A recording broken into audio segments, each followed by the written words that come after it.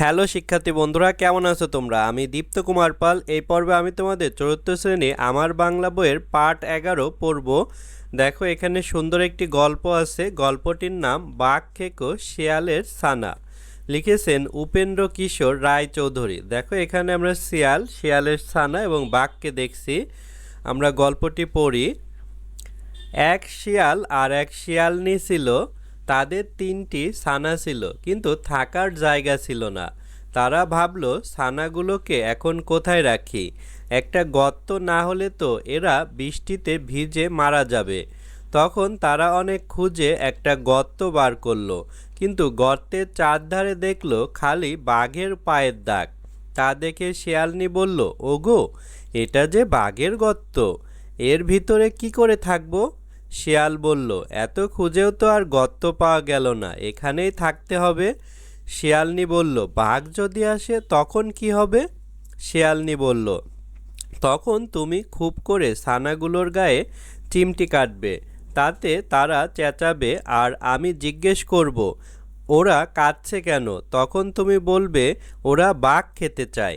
দেখো, আমরা এখানে শিয়ালের গল্প দেখতে পারছি। তো শিয়াল আর শিয়ালনি ছিল, তাদের 3টা ছানা ছিল। তো তারা থাকার মতো জায়গা পাচ্ছিল না, অন্যদিকে বৃষ্টিও শুরু হয়েছিল।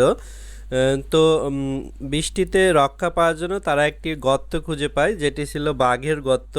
তারপরেও তারা সাহস নিয়ে বাঘের গর্তে থাকে এবং শিয়ালনিকে একটি বুদ্ধি দিয়ে দেয়, যদি বাঘ আসে তাহলে বাচ্চাদের গায়ে চিমটি কাটতে আর জিজ্ঞেস করতে যে ওরা কাঁদছে কেন? তখন তুমি বলবে, ওরা বাঘ খেতে চায়। অর্থাৎ বাচ্চারা বলবে বাঘ খেতে চায়। এই কথা শুনে বাঘ পালিয়ে যাবে বা ভয় পাবে।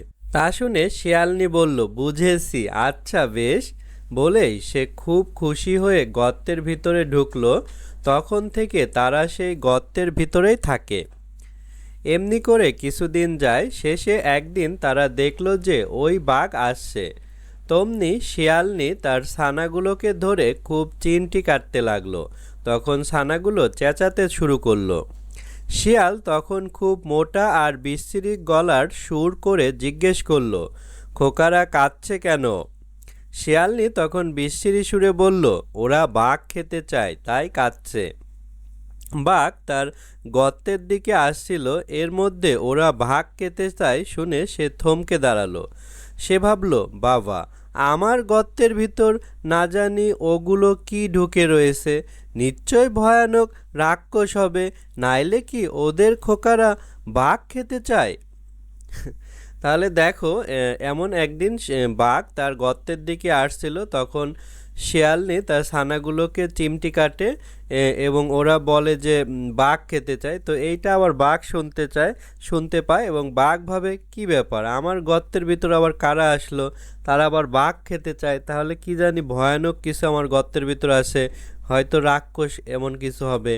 তখনই শিয়াল বলল, আর বাঘ কোথায় পাবো? যা ছিল সবই তো ধরে এনে ওদের খাইয়েছি। তাতে শিয়ালনি বলল, তা বললে কি হবে? যেমন করে পারো একটা ধরে আনো, নাইলে খোকারা থামছে না। বলে সে ছানাগুলোকে আরও বেশি করে চিমটি কাটতে লাগলো।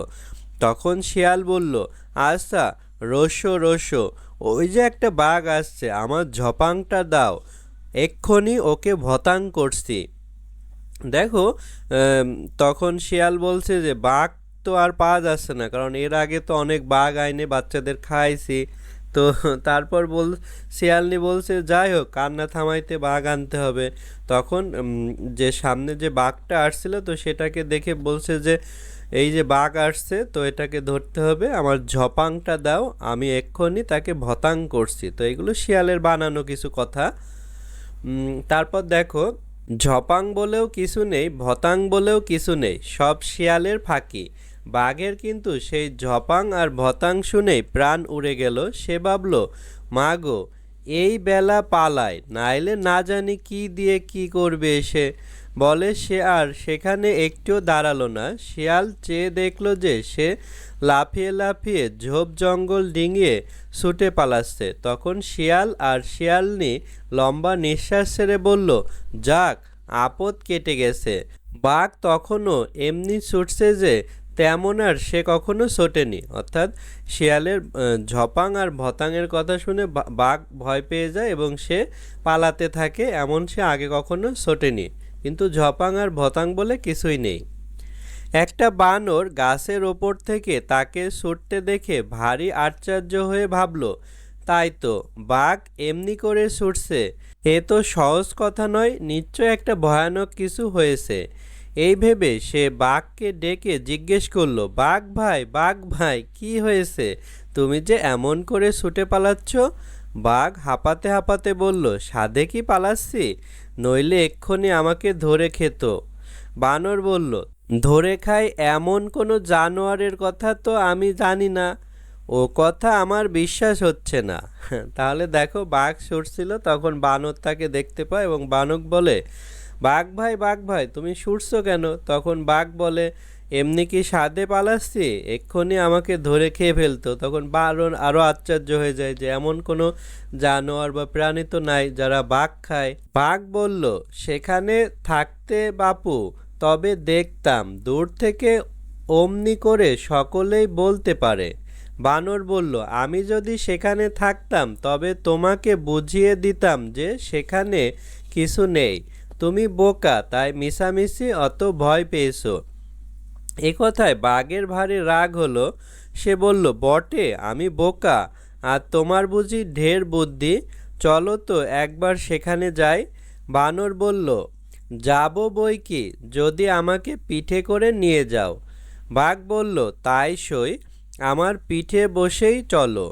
এই বলে সে বানরকে পিঠে করে আবার গর্তের দিকে ফিরে চলল।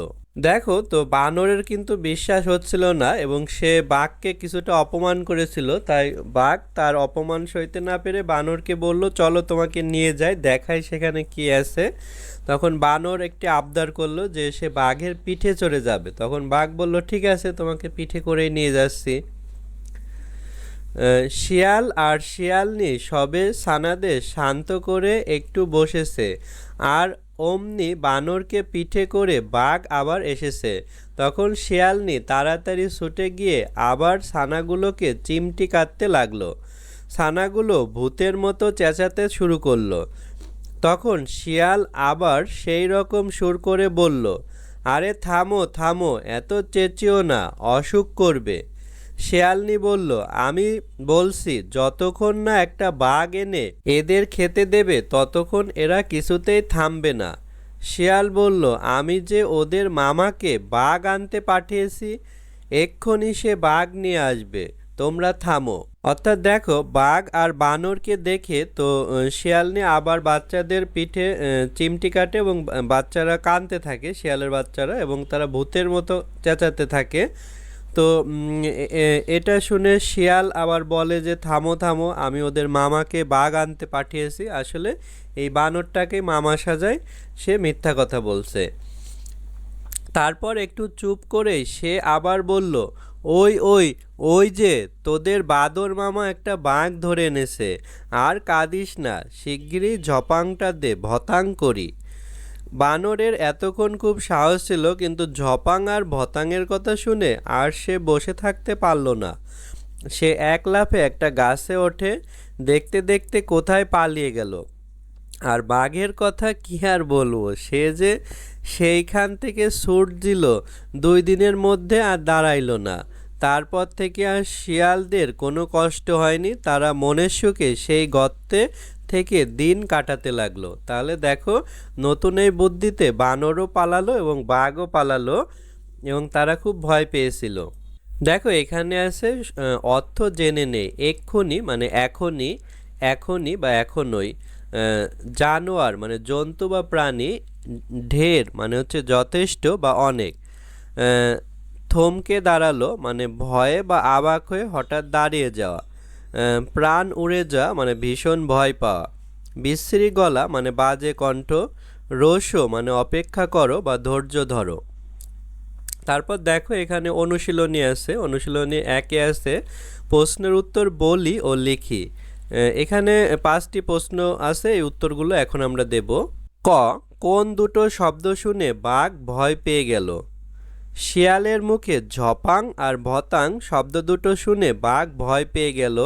বাঘ ভেবেছিল অজানা কোনো বস্তু দিয়ে না জানি তার কোনো ক্ষতি করে ফেলে, তাই নিজেকে নিরাপদ রাখতে সে ভয়ে সেখান থেকে পালিয়ে যায়। খ, শিয়ালনি গর্তে ছানাগুলোকে রাখতে ভয় পেল কেন? উত্তর, শিয়াল ও শিয়ালনি তাদের 3টি ছানা নিয়ে থাকার জন্য অনেক খুঁজে একটি গর্ত পায়, কিন্তু গর্তের চারধারে শিয়ালনি বাঘের পায়ের অনেকগুলো দাগ দেখতে পায়। তখন তারা বুঝতে পারে যে এটি আসলে একটি বাঘের গর্ত। বাঘ যে কোনো সময় ফিরে এসে তাদের আক্রমণ করতে পারে। এই ভয় থেকেই শিয়ালনি সেখানে ছানাগুলোকে রাখতে ভয় পাচ্ছিল। গ, বাঘকে দৌড়াতে দেখে বানর কি বলল? উত্তর, শিয়ালের ভয়ে বাঘ ঝোপ জঙ্গল ডিঙিয়ে লাফিয়ে পালাচ্ছিল। তখন গাছের ওপর থেকে একটি বানর তা দেখে খুব অবাক হয়। সেভাবে নিশ্চয় একটা ভয়ানক কিছু হয়েছে। এই ভেবে সে বাঘকে ডেকে জিজ্ঞেস করলো, বাঘ ভাই কি হয়েছে? তুমি যে অমন করে ছুটে পালাচ্ছ? ঘ, বাঘ ও বানরের মধ্যে কে বেশি ভয় পেল, কিভাবে তুমি বুঝলে? উত্তর, বাঘ ও বানরের মধ্যে বাঘ বেশি ভয় পেয়েছিল। প্রথমে শিয়ালের ঝপাং আর ভতাং শব্দ শুনে বাঘ প্রচণ্ড ভয় পেয়ে লাফিয়ে লাফিয়ে পালাতে থাকে। পরে সে বাদরের কথা শুনে তাকে নিয়ে গর্তের কাছে ফিরে আসে, কিন্তু শিয়াল তখন নতুন চাল চালে। বাঘ ও বাদরকে দেখে শিয়াল তার ছানাগুলোকে বলে যে ওই যে তোদের বাদর মামা একটা বাঘ ধরে এনেছে, আর কাঁদিস না, শিগগিরই ঝপাংটা দে, ভতাং করি। একথা শুনে বাঘ অনেক ভয় পায়। সে এমন ছুট দেয় যে 2 দিনের মধ্যে আর কোথাও দাঁড়াইল না। অন্যদিকে বানর ভয় পেলেও সে কেবল এক লাফে গাছে উঠে পালিয়েছিল। এ থেকে বোঝা যায় যে বাঘই বেশি ভয় পেয়েছিল। উমো, শিয়ালের বুদ্ধি বেশি গল্প থেকে কিভাবে তা বোঝা যায়? শিয়ালের যে বুদ্ধি বেশি তা আমরা ব্যাখ্যা করছি। উত্তর, শিয়ালের চালাকি এবং নিখুঁত কৌশল দেখে বোঝা যায় তার বুদ্ধি বেশি। বাঘ অনেক শক্তিশালী প্রাণী, তাকে শক্তিতে হারানো অসম্ভব, তাই শিয়াল বুদ্ধি করে কৌশলের পথ বেছে নেয়। সে বাঘকে শোনানোর জন্য ছানাদের চিমটি কেটে কাঁদায়, তারপর বাঘকে শুনিয়ে বলে যে তার ছানারা বাঘ খেতে চায়। এমনকি সে বাঘকে ঝপাং নামক অজানা বস্তু দিয়ে ভতাং করার কথা বলে। এসব শুনে বাঘ প্রথমবারই পালিয়ে যায়। দ্বিতীয়বার বাঘ বানরকে পিঠে করে ফিরে আসে, কিন্তু তখন শিয়াল ভয় না পেয়ে বাঘকে ধরে আনার জন্য উল্টা বানরকে ধন্যবাদ দেয়। শিয়ালের এই উপস্থিত বুদ্ধির কাছে বাঘ ও বানর দুজনেই পরাজিত হয়ে পালিয়ে যায়। এ থেকে বোঝা যায় যে শিয়ালের বুদ্ধি সবচেয়ে বেশি। দেখো, আমরা প্রশ্নগুলোর উত্তর দিয়েছি। তারপরে 2 বলছে বাঘ খেকো শিয়ালের ছানা, গল্পটি নিজের ভাষায় বলি। তো এই গল্পটি তোমরা নিজের ভাষায় বলবে। তারপরে দেখো 3 আছে খালি জায়গায় শব্দ বসাই। এখানে শব্দ আছে চেয়ারে, গানের, ফাঁকা, জন্মদিন, বাচ্চা, বেটে বানরের, বানর, সেজেগুজে, কলা, ছাগল, রাজি, আনন্দ। দেখো আমরা পড়ি, আজ শিয়ালের জন্মদিন, সবার মনেই আনন্দ, খাওয়া দাওয়া হবে, গান বাজনাও হবে, বনের পশুরা গান গাইবে, বনের মধ্যে একটু ফাঁকা জায়গা, এখানেই হবে গানের আসর, এই জায়গাটা বেটে বানরের, ও এমনিতেই আজকের জন্য জায়গাটা ছেড়ে দিয়েছে, এজন্য বানর আজ কলা নেবে না। শিয়াল চেয়ারে বসবে না, ও বসবে তালের আটির ওপর, কে এনে দেবে তা? কেউই রাজি না। অনেক আলোচনার পর সেখানে ছাগল এসে দাঁড়ালো, ব্যা ব্যা করে বলল, শিয়াল আমার বাচ্চা ধরে ধরে খায়, ওকে বলো আর যেন এরকম না করে। শিয়াল রাজি হলো, শুরু হলো জন্মদিনের অনুষ্ঠান। 4 নম্বরে আছে শব্দগুলো সাজিয়ে বাক্য তৈরি করি। চুপ বসো সবাই করে, বাক্য সবাই চুপ করে বসো। দাও গিলাস, দয়া আমাকে পানি করে দয়া করে আমাকে 1 গ্লাস পানি দাও। তারপরে আমাকে একটু বলতে দাও না, কি সুন্দর ছবি এঁকেছো, কতদিন পর তুমি এলে। তারপরে তোমরা কি এক সময়ে এখানে থাকতে। তারপর দেখো 5 নম্বরে আছে কারণ অনুযায়ী বাক্যের দুইটি অংশ লিখি। এখানে একটি দেওয়া আছে, যেমন তারা থাকার জায়গা পেল না তাই গাছের ডালে উঠে রাত কাটালো। পরে আছে গর্তের চারদিকে দেখলো বাঘের পায়ের ছাপ, সেজন্য তারা সেখান থেকে সরে পড়ল। আমার খুব ঘুম পাচ্ছে, অতএব আমি এখন ঘুমাতে যাব। আমার গানের কথা মুখস্থ নেই, সুতরাং আমি আজ গান গাইতে পারবো না। আজ বিদ্যালয়ে যেতে পারিনি, ফলে আমি আজকের পড়াটা জানি না। আমি আসার আগেই তুমি চলে গেলে, এ কারণে আমি কষ্ট পেয়েছি। তারপর দেখো এখানে 6 আছে, নিচের অনুচ্ছেদটি পড়ি। তিথি আর তমাল 4র্থ শ্রেণীতে পড়ে, এখন টিফিনের জন্য বিরতি। তমাল তিথিকে ডেকে বলল, আজ কী বার? তিথি আঙুল দিয়ে ক্যালেন্ডার দেখিয়ে বলল, আজ রবিবার। তিথি আরও বলল, তোমার বার মনে নেই কেন? গতকাল তো আমরা স্কুলে আসিনি, শনিবার ছিল। তমাল হেসে বলল, আমি জানি। আরও বলল, দিনের নামটা তোমার জানা আছে কি না তা যাচাই করছিলাম। তারপর দেখো নিচে বলছে তিথি যা যা বলেছে সেগুলো হুবহু লিখি। তিথি এগুলো বলেছে, আজ রবিবার, তোমার বার মনে নেই কেন?